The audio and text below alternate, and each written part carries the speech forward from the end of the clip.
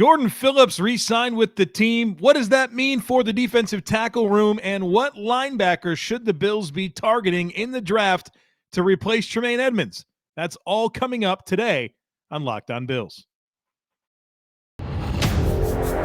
You are Locked On Bills, your daily Buffalo Bills podcast. Part of the Locked On Podcast Network, your team every day.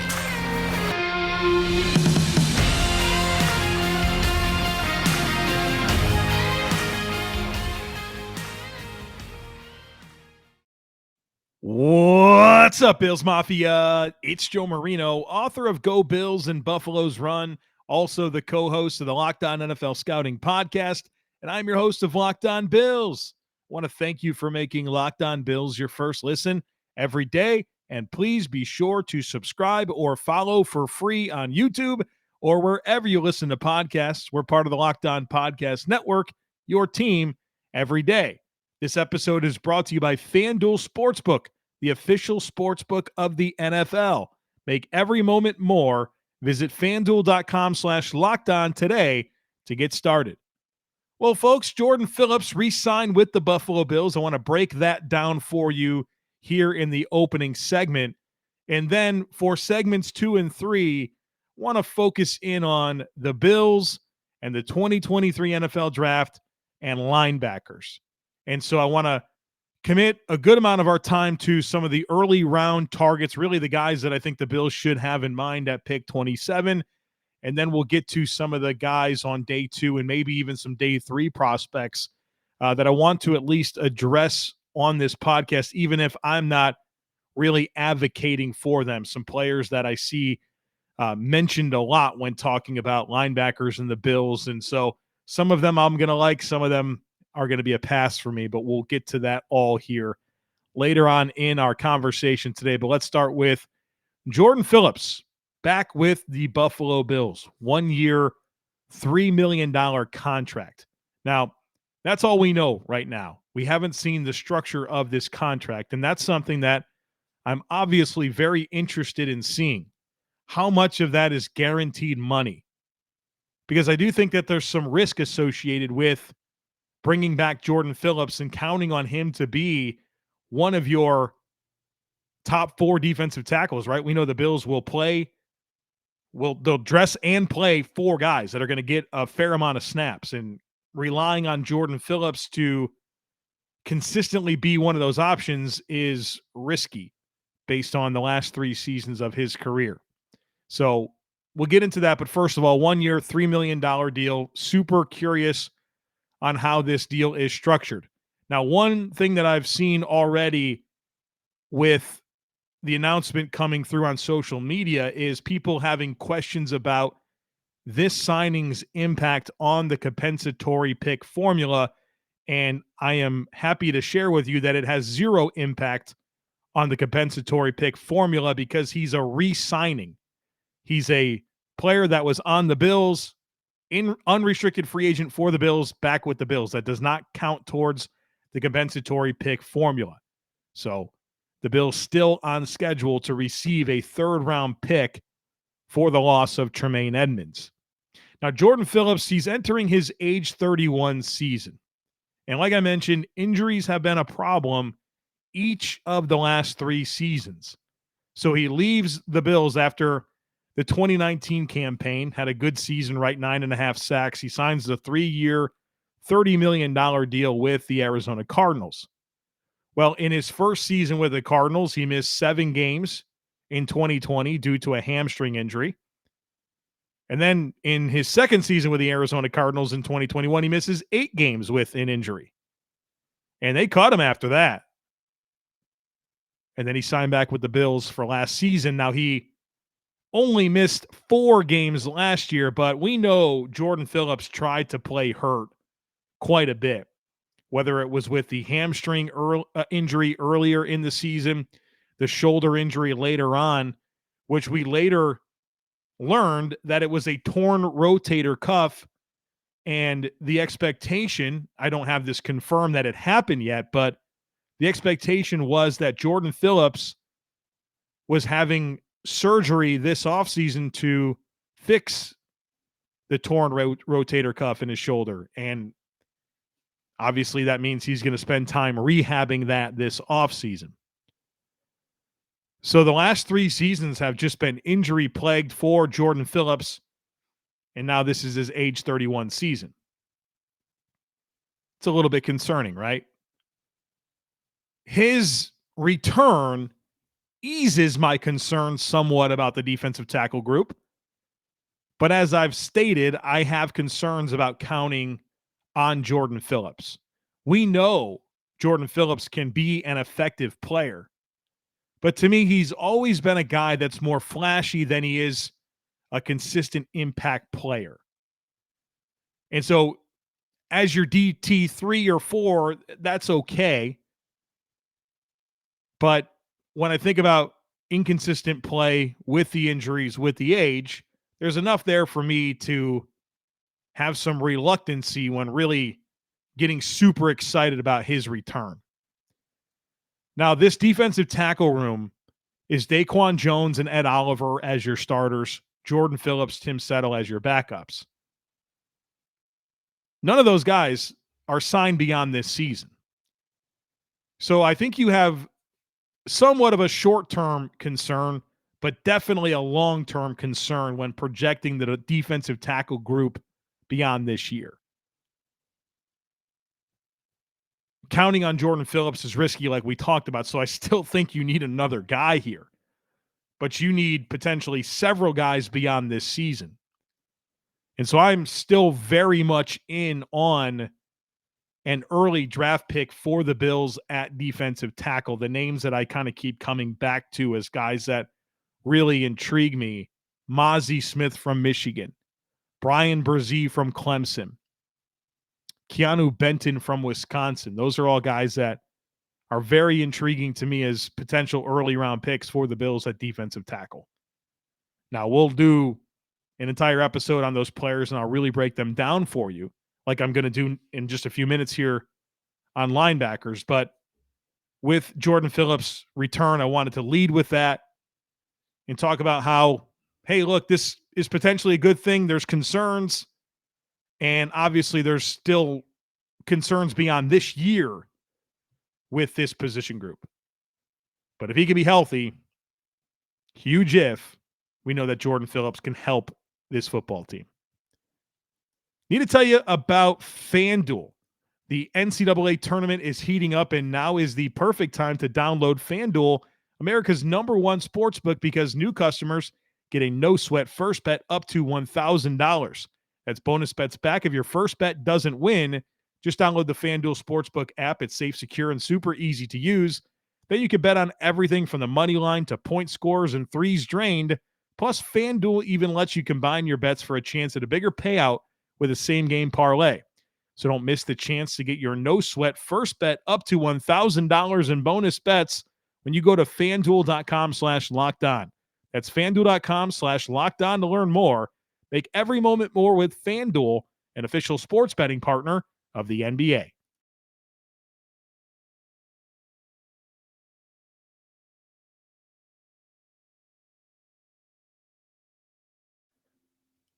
All right, let's talk about linebackers. The Bills, the 2023 NFL Draft.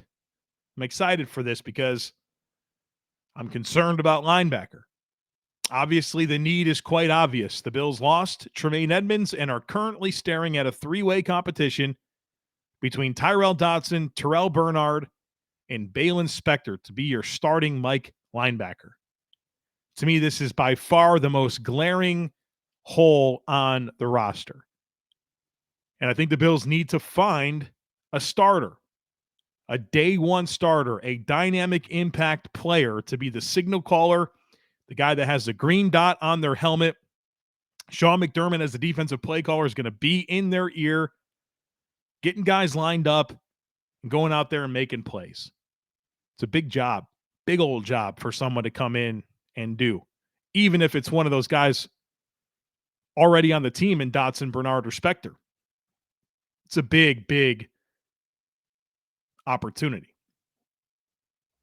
Now, the good news is for the Bills is that there's some options in the first round that I am on board with. And that's where I want to start our conversation. And those two players are Jack Campbell from Iowa and Drew Sanders from Arkansas. Either player I would be fine with, and at this point, somewhat hoping for at pick 27. There's other players that we'll talk about, but those are the two guys that I legitimately would buy into as first-round picks at linebacker for the Bills. Let's start with Jack Campbell, Iowa.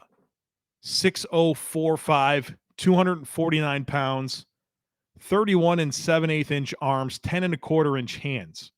He's got really good size. His RAS score is a 9.98. Perfect is 10. The dude tested at an elite level. Probably more athleticism than I expected him to have in terms of his measured athletic testing. When it comes to his strengths, it's size, athleticism, leadership, intangibles. I mean, this guy had one heck of a career for Iowa. Was the 2022 Butkus Award winner. That's the nation's best linebacker. Consensus All-American. Was Iowa's defensive MVP in 2021 and 2022. And Iowa's defense has been absolutely exceptional across those two seasons. He's been recognized for academic excellence. He's received all the coaches' appreciation awards you can find. Played football, basketball, and track in high school. The background here, the intangibles, it's all outstanding. Size, athleticism, leadership, intangibles, you get it in Jack Campbell. No doubt about it. Oh, by the way, he's training with Luke Kuechly right now. So all of that I love. And that's before we really talked about who he is on the field. When I watch Jack Campbell, I see a smart football player that's a really good processor, very instinctive, reads his keys, gets to his spots. Now, I will say Iowa is a very well-coached defense where everybody does their 111th, and it's really exciting to watch. The way that they fit the run, the way that they space the field in coverage is absolutely outstanding. And so Jack Campbell certainly benefits from that, right? I will say that for sure. He benefits from that, but also he's part of that. So it goes both ways. But I see a smart, instinctive football player that's a good processor, very good downhill player. Somebody that when you're asking him to play the run and play into the line of scrimmage, has good physicality, good contact balance, has good take-on ability in terms of taking on blocks and shedding blocks. That's all there, and he's a terrific tackler. I like his ability in zone coverage, has good awareness. There's been steady growth there. I think when you measure his coverage reps in 2021 versus 2022, you see a lot of growth, a lot of natural feel for where he's supposed to be in zone coverage. Not that Iowa really asked him to get a ton of depth in coverage, but those short zones, very, very strong. I think he's got good eyes and understanding of spacing and coverage, right? He's not a guy that's easily manipulated and taken out of his spots. And there's just a lot to like about the player and the overall package on the field. Now, there's some negatives here to be mindful of. I'll say this. I don't think his functional athleticism is quite what his athletic testing revealed.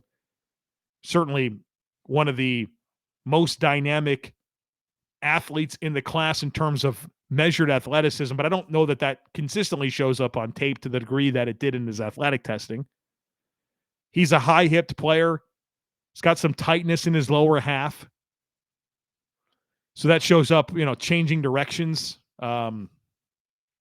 flipping his hips, turning and running, that type of stuff. It's not like egregious. It's not like Reggie Ragland type stuff, but there's some tightness in his lower half. I think he's got good range, but not top-tier range. And Iowa certainly was willing to blitz him a fair amount, to ask him to shoot gaps. And I don't think he brought much of a plan to beat blocks when he had those opportunities. So some minor gripes, of course, as there should be with any player that you evaluate. In terms of projecting him to the Bills, I think he profiles as what I'm talking about, a day one starting Mike linebacker that should be in the consideration for pick 27. You like the Iowa pedigree and how his makeup translates to the Bills. I'm very in on this player. Now, maybe you could trade back and still get him. Maybe you can move back to 35 or 40 and still get Jack Campbell, but is it worth the risk? With how big of a hole this is it worth that risk? If he's your guy, he's your guy. If you pick him at 35, you'll pick him at 27. I don't really take exception with that at all. So in a perfect world, you could move back a little bit, pick up an extra day two pick, and still get Jack Campbell. But if he's your guy, if he's that guy that you say, you know what, this guy can lead our defense moving forward, you turn in the card and don't look back. Very in on Jack Campbell. The other player that I'm in on, and I didn't expect to be in on, is Drew Sanders from Arkansas. Spent some time today really studying his tape and trying to familiarize myself with his skill set. And I liked what I saw. Very intriguing football player. Let's break him down because he's the other guy at pick 27 that I can get on board with.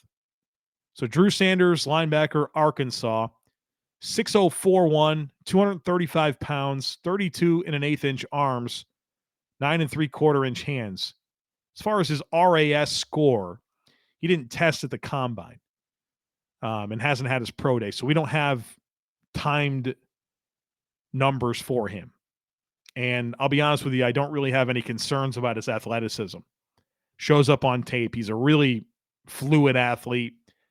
And he's a guy that was like the number one prospect coming out of Texas, 5-star recruit. He goes to Alabama and then transfers to Arkansas. There's really not a whole lot to be concerned about in terms of physical traits. And that's where I'll start in terms of his positives. It's physical traits. It's athleticism. It's size. It's how he moves. It's all very, very strong. He's a powerful player. I think he's got excellent range. I think you get a little bit more range from him than you do Jack Campbell in terms of sideline to sideline. Neither player was asked to do a whole lot in terms of coverage depth. But that sideline to sideline range for Drew Sanders is really good. There was a rep against Bryce Young where Bryce was rolling to his right, and this is against Alabama. Drew Sanders was able to track him down at about the numbers. And I don't think Bryce Young expected him to be able to get him down in space like he did, and Drew Sanders did, and I thought it was a good testament to his athleticism. So I like the range. I like the physical traits. I like the ceiling here. He's a really good rush player. So if you want to ask him to blitz or even rush off the edge, he's very skilled at that. I don't want to call him Micah Parsons. That's very inappropriate. But that type of utilization where you see some stack linebacker out of Micah Parsons, but also the opportunity to rush, Drew Sanders really can functionally do those same things. I'm not going to sit here and say that it's at the same level. Micah Parsons has proven to be a special pass rusher in the NFL.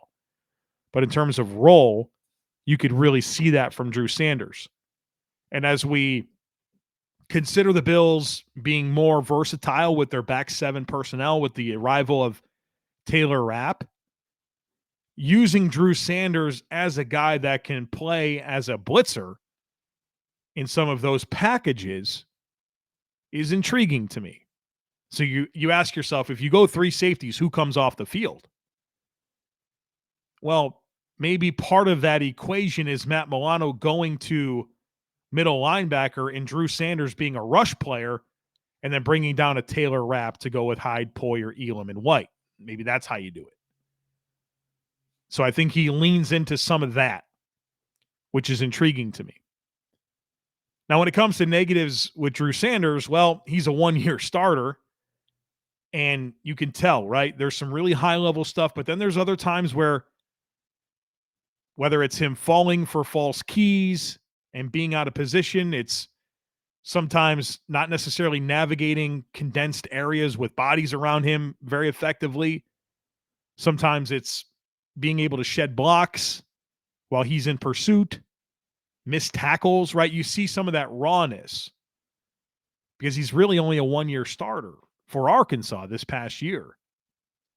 And so I think time on task, developing as a processor, all of that's going to be really important. Fine-tuning his angles. He's not as polished as Jack Campbell. Maybe he has a higher ceiling, and there's certainly different ways that he can help your defense. But there's a polish that's just missing from the way that he sees the game and pursues the football. The other thing that really bothers me with Drew Sanders is tackling. My guy misses a lot of tackles. I think his missed tackle rate was almost 20%. And sometimes it's just not taking a good angle. Sometimes it's not being able to get balanced in space, and guys are able to cut and make him miss.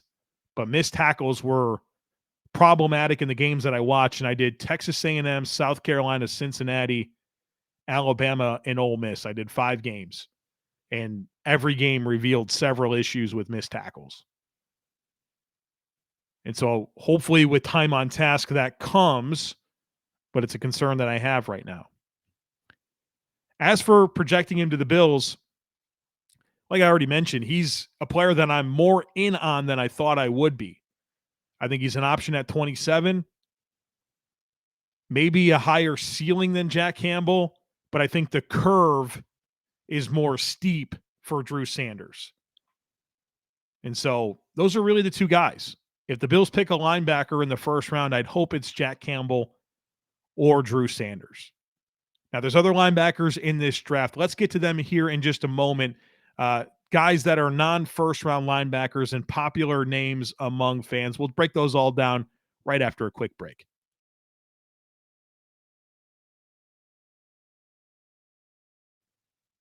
All right, as we turn our attention to the other linebackers in this class, guys that aren't named Jack Campbell or Drew Sanders, the guys that I am in favor of at pick 27, let's start by talking about Trenton Simpson from Clemson. And maybe you're surprised I didn't include him as an option at pick 27. Trenton Simpson is a player that has good size, 6'2", 235, 32 3/8-inch arms, 10 1/4-inch hands, RAS of 9.83. Size and athleticism is terrific. I just don't see a Mike linebacker when I watch Trenton Simpson. I see a pursuit-style player, a matchup guy, a space player, not somebody that you really want playing in the middle of your defense, having to take on blocks, play into the line of scrimmage, high-level processing. It's not there. In fact, I'm concerned very much about his processing ability altogether. I think he's a very specific type player.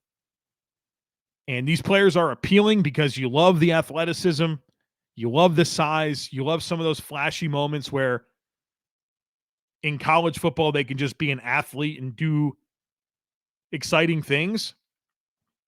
But the football IQ, I just don't see it there with him. And so I'm sure he'll get drafted somewhere between, I would say, pick 25 and the end of the second round. I think that's probably a safe assumption that he goes somewhere in there. I just don't see him as a fit for the Bills. Other players. Henry To'o from Alabama. I like Henry To'o. 6'1", 227, 32 3/4-inch arms, 10 1/4-inch hands. RAS is solid, 6'7", It's not elite, obviously. His 40 was good, but his agilities and his jumps were below average. I think he's just an average athlete. But smart, instinctive, tough, physical. I really like him. If the Bills were to wait on a linebacker, which I don't know that they can, Henry To'o in like Henry To'o in the third or fourth round is a player that I would like. But I don't know if you're not getting a starter, like a legit guy that can be a dynamic impact guy for you, I don't really have much interest in a lot of these linebackers. To me, if that's the case, you just roll with Terrell Bernard and Tyrel Dodson. If you're just going to get a middling prospect, just Tyrel Dodson and Terrell Bernard's fine with me. Then just adding another guy to add another guy. So that's kind of how I see this. And we're going to talk about more names here, but if it's not Sanders or Campbell, I don't see the appeal. You don't need another middling name just to have another name. Diane Henley from Washington State, 6 foot 225, 33-inch arms, 9.5-inch hands, excellent RAS score of an 8.91. Fun player. Enjoyed him at the Senior Bowl, enjoyed him at Washington State. I mean, this guy plays with his hair on fire, terrific athlete, but my goodness, is he raw and underdeveloped. Guy from a processing perspective just needs a lot of work. He's a lot more active than he is effective. So traits will get him probably drafted somewhere in the early middle rounds, but I think there's going to be a major curve here, and I think his best chance is going to be special teams and then specializing as kind of a matchup player, not a guy that's your true Mike linebacker. Want to mention Noah Sewell from Oregon, 6'1", 6015, so 6'1" and 5/8, 246. 31 and 5/8 on the arms, 10-inch hands, RAS of 8.32. I don't think Noah Sewell's a fit for the Bills at all. I think Noah Sewell is a classic 3-4 downhill thumper. Reggie Ragland type player. Physical guy. Really good moments for Oregon, but the range as a run defender, the range and coverage is just not there. I don't see him as a fit for the Bills and their defense. DeMarvion Overshone from Texas, 6'0", 229, 32.25-inch arms, 9.5-inch hands, 8.1 RAS. A player that is intriguing to me. I like the size and athleticism. Converted from safety to play linebacker for Texas, showed good year-over-year growth. As far as projecting him as a Mike linebacker for the Bills, I don't see the downhill ability. I don't see the take-on skills. I don't see the contact balance or play strength to really be an option that I think can profile as a starter in a window early enough to make sense for Buffalo. Dorian Williams from Tulane, 6'006", 228, 33.75-inch arms, 10.25-inch hands, RAS score of 8.78. Super accomplished player for Dorian Williams. The program raves about his leadership. He's a guy that I struggled with his tape. The take-on ability is very poor. I mean, he gets swallowed up by any block that comes his way. Missed tackles are certainly a thing. I didn't feel like athletically he showed good range on tape. I don't know. I see a special teams player and backup in Dorian Williams as a day 3 prospect. I want to mention 2 more guys here. Cam Jones from Indiana, 6'0", 226, 31.25-inch arms, 9.5-inch hands. We didn't quite get the full RAS score on him. He's only done a 40, which is a 4.69, and a vertical jump 33 inches. Those are average numbers. Missed most of this past year for Indiana, I think with a foot injury. Really strong Senior Bowl. As a developmental starter, like in the 4th or 5th round, I like Cam Jones. I think he's nowhere near being ready to be an early impact player in the NFL. Probably special teams and depth right away that has appeal in time to start, but I think there's a curve there, obviously. And the last guy that I'll mention, just because I know he has some fans, is Ivan Pace out of Cincinnati. 5'105", so 5'10 and 5/8, 231. 30.25-inch arms, has not tested yet athletically, but that size is a fail. Like that's not, we can't work with that. Sub 30.5-inch arms, sub 5'11". I mean, he's a dense dude. I appreciate the way he plays the game. Physical, assertive guy. You're just not going to see modern day linebackers at this size making an impact. And so he's a pass for me. Probably a late day 3 grade type prospect.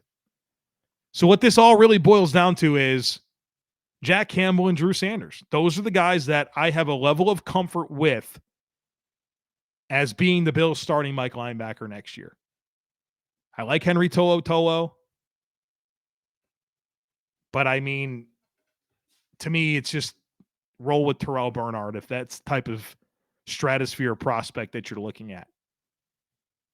Jack Campbell, Drew Sanders.